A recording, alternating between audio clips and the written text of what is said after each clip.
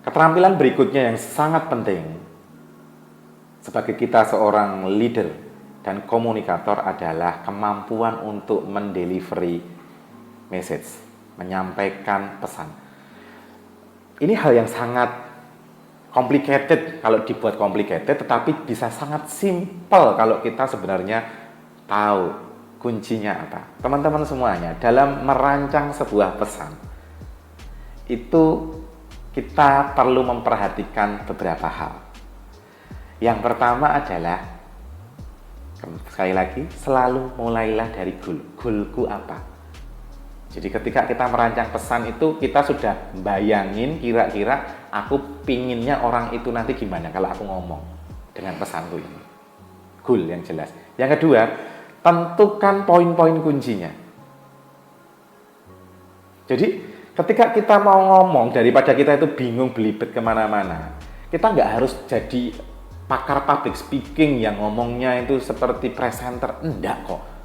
Sebagai seorang leader itu kita nggak harus kayak jadi seorang MC yang keren. Enggak. Cukup kita itu nggak usah ngejar kesempurnaan untuk tampilnya kalau buat pesan itu wow. Enggak. Tapi yang jelas clear dan mudah difahami orang. Goal kita tercapai. Nomor 2 teman-teman, setelah kita tentuin goal yang jelas adalah tentuin poin-poin kuncinya, gitu ya. Keywordnya apa? Jadi keyword ini penting untuk apa? Memastikan bahwa semua komunikasi kita yang kita sampaikan ini benar-benar tersampaikan secara jelas, gitu di sana. Keywordnya itu misalnya seperti apa sih? Keywordnya misalnya nih, kita pengen jualan sebuah produk misalnya gitu ya. Ya kita tentuin, oke, apa keunggulannya, keywordnya apa aja yang kita tonjolkan. Oke, simple, modern, apa gitu ya. Nah, itu keyword. Sehingga nanti kalau kita ngobrol, kita perlu mengacu pada keyword-keyword tersebut. Apalagi kita pengen membuat suasana ngobrol di meeting, bagaimana suasana kantor ini bisa lebih hidup interaksinya gitu ya. Apa aja berarti poin-poin kuncinya misalnya. Oke, interaksi, harapan kita apa? Kita satu keluarga, itulah apalagi apa. Nah, itu ditulis. Jadi kita nggak perlu nulis scripting semuanya. Cukup tulis poin-poin kuncinya saja. Nah, yang ketiga, jangan lupa selaraskan level komunikasi kita dengan level mitra bicara kita. Maksudnya begini, kalau mitra bicara kita adalah anak-anak muda, maka kita perlu pakai frekuensi gaya yang agak mirip lah sama anak-anak muda. Tapi kalau kita punya audiensnya kita atau mitra bicara kita orang-orang yang lebih umurnya senior, maka kita perlu menyesuaikan juga. Sehingga apa? Ingat, satu frekuensi itu akan membuat komunikasi lebih nyambung. Tapi kalau beda frekuensi, jadi agak susah.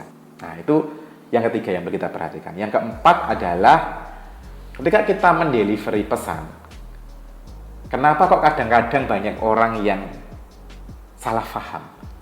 Karena ternyata apa yang kita sampaikan berbeda dengan apa yang didengar oleh tim kita. Salah satu tipsnya yang bisa saya berikan adalah cek lagi pemahamannya mitra bicara Anda. Ini jika dimungkinkan dan diperlukan. Misalnya gimana sih? Kita sudah menyampaikan pesan kita, Pak, mohon disampaikan ke timnya Bapak bahwa besok itu akan ada persiapan kenaikan produksi sekian karena begini sehingga kami mohon untuk disiapkan lebih siap waktunya untuk lembur di hari-hari tertentu. Oke, gitu ya Pak. Apakah sudah jelas? Ya sudah. Nah, leader jangan langsung mudah percaya sama kata-kata ya sudah. Kenapa? Karena kadang-kadang ada tim kita yang nggak enak. Satu, ya udahlah, jelas gitu aja. Yang kedua, mengasumsikan bahwa kayaknya gitu deh, kayaknya yang seperti tak tangkap itu deh gitu. Nah, sehingga efeknya bisa berbahaya menjadi kesalahpahaman nanti ketika diteruskan ke orang lain. Maka salah satu tipsnya ketika kita delivery message adalah kita kadang-kadang perlu melakukan konfirmasi dengan bertanya gitu ya. Baik Pak, apakah penjelasan saya sudah cukup jelas gitu ya? Sudah, oke. Boleh diulang Pak supaya nanti saya kalau ada yang kurang-kurang bisa nambahin. Nah, minta pada tim kita untuk ngulang lagi beberapa hal atau semua hal yang kita sampaikan, bukan persis gitu tapi poin-poin keyword-keywordnya, sehingga apa? Sehingga kita bisa mengkonfirmasi apakah yang dia dengar sama dengan yang kita sampaikan atau enggak. Sehingga apa? Mengurangi efek negatif dari ketidakjelasan atau komunikasi yang bertingkat-tingkat ini sendiri. Jadi teman-teman, kuncinya untuk merancang pesan, punya goal yang jelas, tentukan poin-poin kunci yang ingin kita sampaikan, keywordnya apa, selaraskan level pembicaraan kita dengan level pembicaraannya mitra audiens kita. Yang ketiga adalah kalau diperlukan, cek pemahamannya, kita tanya apa yang dia pahami. Sehingga apa? Sehingga pesan kita cek apakah feedback yang kita dapatkan sesuai apa yang dia berikan ke kita atau tidak. Setelah kita belajar untuk merancang pesan, kita perlu belajar juga adalah tentang mendengarkan. Nah, pertanyaan saya teman-teman, orang mungkin berpikir ngapain sih mas belajar dengerin gitu loh, aku udah bisa denger kok gitu. Nah, pertanyaan pertama kita perlu bisa bedain, apa bedanya mendengar sama mendengarkan. Nah, banyak orang menyamakan seolah-olah mendengarkan itu ya kayak ya udahlah aku denger gitu doang. Enggak, mendengar adalah aktivitas organ kita pakai telinga, itu mendengar. Tapi kalau mendengarkan itu butuh yang namanya adalah perhatian. Kenapa kita perlu mendengarkan? Karena dengan mendengarkan orang merasa diperhatikan. Dan ketika orang merasa diperhatikan, maka komunikasi akan berjalan jauh lebih bebas hambatan. Nah, bagaimana kita akan belajar skill-skill untuk melakukan strategi mendengar yang efektif?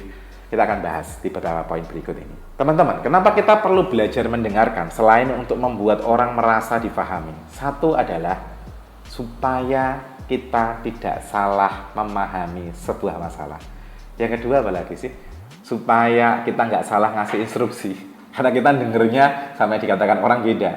Kita nggak dengerin bener-bener, nggak perhatian. Sehingga kita salah ngasih instruksi, salah ngasih solusi juga akhirnya. Dan akhirnya membuat orang salah paham, kemudian nggak efektif juga strategi-strategi yang dilakukan gitu di sana. Nah, untuk itu kita perlu belajar bagaimana cara mendengarkan yang efektif itu, teman-teman semuanya.